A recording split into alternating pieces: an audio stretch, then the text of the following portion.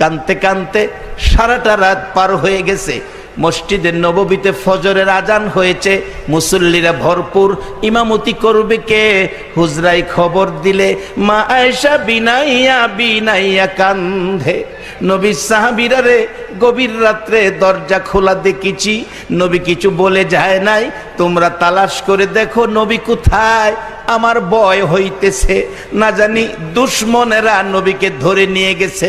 সেদিন মুসল্লিরা বেরিয়ে গেলেন নবীর তালাশে। যুবকেরা রে, ও বাবা যুবকেরা, তোমাদের মতো যুবকেরা সেদিন তরবারি হাতে লইয়া বেরিয়ে গেছে। আমার নবী কই, নবী কই। এইভাবে মদিনার মহিলারা রান্নাঘরের আগুন পানি দিয়া নিবাইছে। মারকুলের শিশুরা দুধ খাওয়া বন্ধ করে দিয়েছে। দোকানদারেরা দোকান খুলে নাই, ব্যবসা বন্ধ করে দিয়েছে। সারাদিন তালাশ করলো, নবীকে পাওয়া গেল না।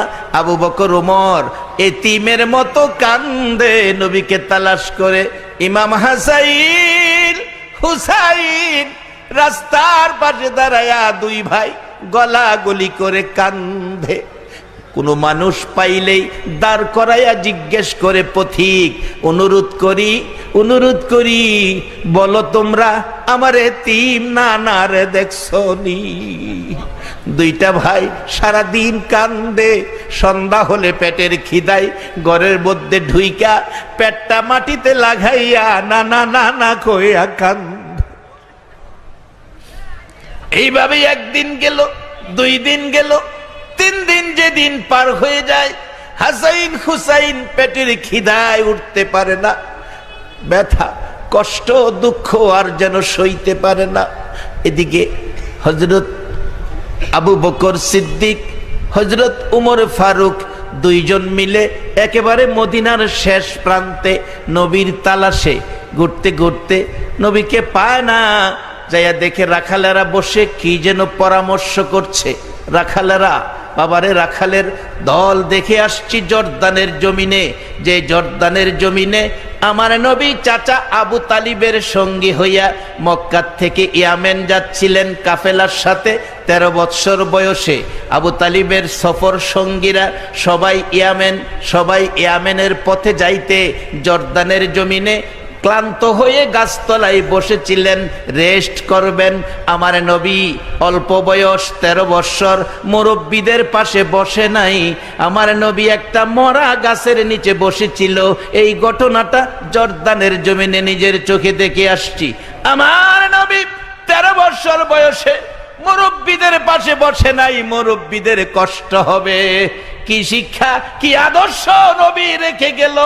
এই আদর্শ মেনে চললে বলুন আমাদের সমাজে শান্তি আসবে না অশান্তি আসবে? আরে নবীর কথা মানবে যারা হবে জান্নাতি। বলুন, নবীর কথা মানবে যারা হবে জান্নাতি। না মানিয়া আবু জাহেল হইল দুজুকি। না মানিয়া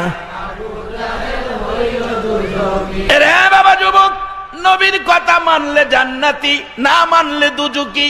মানলে আবু বকর, না মানলে আবু জাহেল। যদি মানো ভাগ্য ভালো হবে, একই মহল্লায় জন্ম।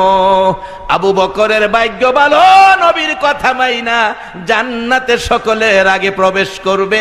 আবু জাহেলের ভাগ্য ভালো না, দরজায় পাইয়া নবী মানলো না, সকলের আগে জাহান্নামে যাবে। আমার নবী 13 বৎসর বয়স। কত বৎসর?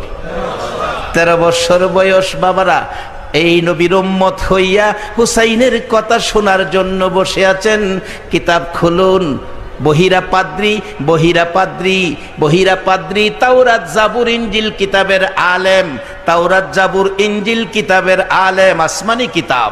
কিতাবের মধ্যে দেখেছে 13 বৎসর বয়সে চাচা আবু তালিবের সঙ্গে হইয়া আখিরি নবী কাফেলার সাথে এই রাস্তাটা দিয়া ইয়ামেন যাবে।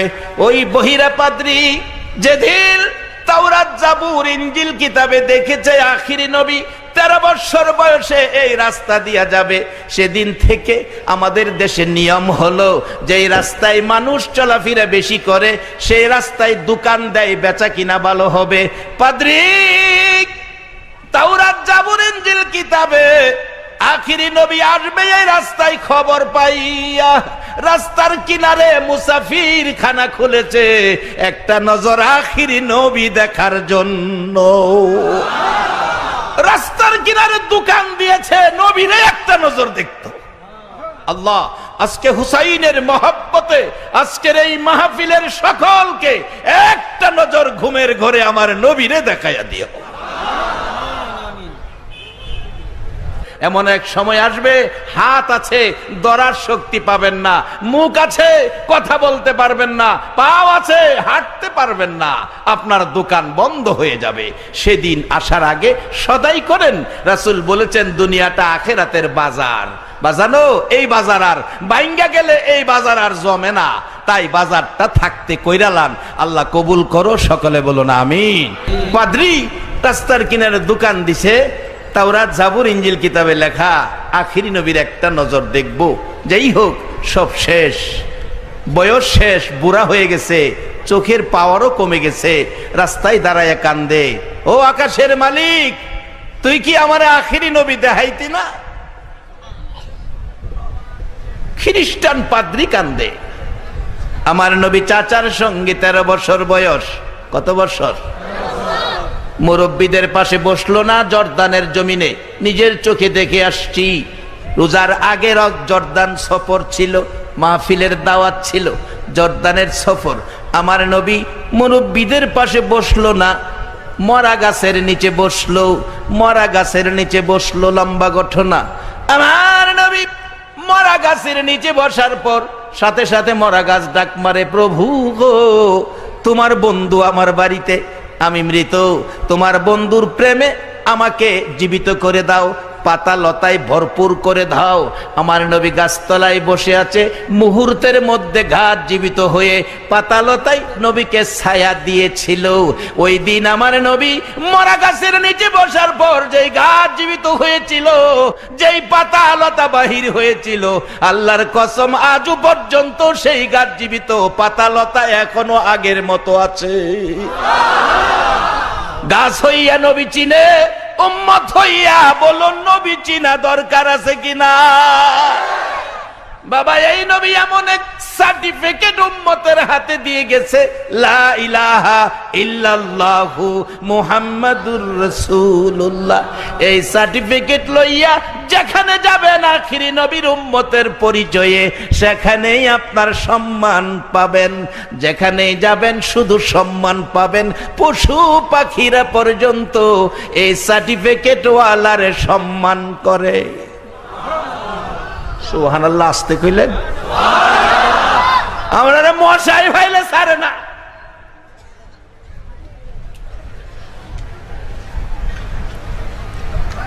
আসুন খুঁজে বের করি সেই রাস্তাটা, যে রাস্তায় গেলে পশু পাখিরা সালাম করে, ইজ্জত সম্মান করে, যার বাস্তব নবীজির এক সাহাবী কাফেররা বন্দি করে ফেলছে, লোহার খাঁচার মধ্যে বন্দি।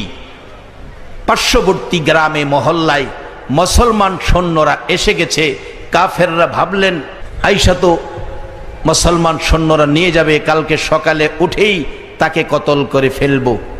রাত্রের বেলা ওই সাহাবী লোহার খাঁচার ভিতরে থাইকা তালার দইরা টানে, তালারে আমার নবী না হইলে তুই তালা হইতি না, আমারে বন্দি করে রাখছে, আমি নবীর নামের দোহাই দিলাম, তালা তুই খুইলা যা। তালা খুইলা গেছে, খাঁচার ভিতর থেকে বাহির হইয়া যাইতেছে। রাত্র নিরিবিলি নির্জন জঙ্গলার পাশে পাহাড়ের নিচে বাঘ একটা দেখা যায়, উপর থেকে লেজ লড়াইতেছে, বাঘ খাইবো।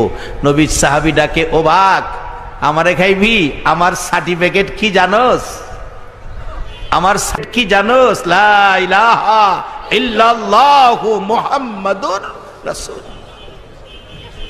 আমি আখিরি নবীর উম্মত, আমি আখিরি নবীর সাহাবী, আমারে খাইস না। ওই সাহাবী বলেন, ভাগ কাছে এসে বলছে, ও নবীর সাহাবী আমার পিঠে বসো, আমার পিঠে বসো। যার পরিচয় দিয়েছো তোমাকে খাবো দূরের কথা, তুমি যেখানে যাবে সেখানে পৌঁছে দেওয়া আমার উপর দায়িত্ব হয়ে গেছে।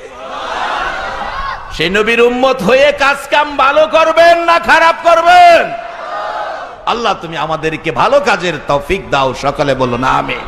একটা সত্য কথা বলবেন, আজকে জালকুড়িবাসী যে এই মাহফিলের আয়োজনটা করেছে সামাজিক ভাবে